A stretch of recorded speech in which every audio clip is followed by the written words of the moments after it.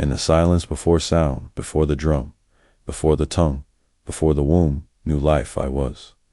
There was no name for me then, no altar, no offering, only the vast hush of potential.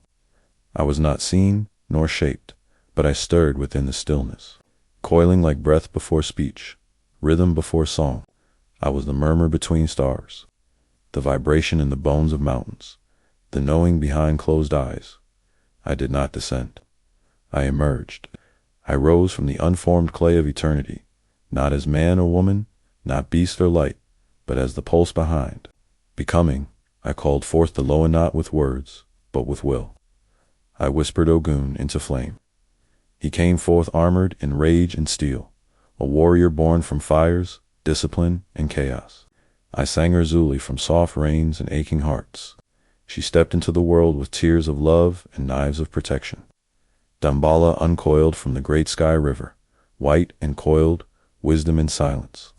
Papa Legba limped forward last, my first gatekeeper half smile, half shadow keys rattling with riddles. They were my voices before I learned language. The universe knew me not by title, but by sensation. The cool of water on fevered flesh, the scent of dirt when it rains, the shiver when truth is near. I was felt, not worshipped.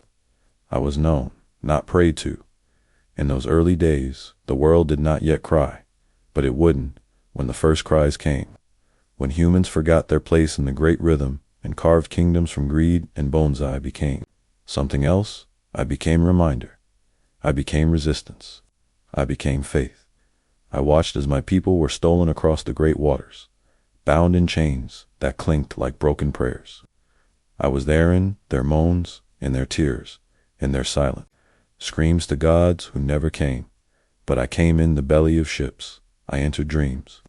In sugar fields, I stirred the wind. In forbidden drums, I kept the heartbeat alive. And though they tried to break me through whip, through fire, through Bibles spoken in conquest, endured. Because I do not live in books or temples. I live in the blood, and blood remembers.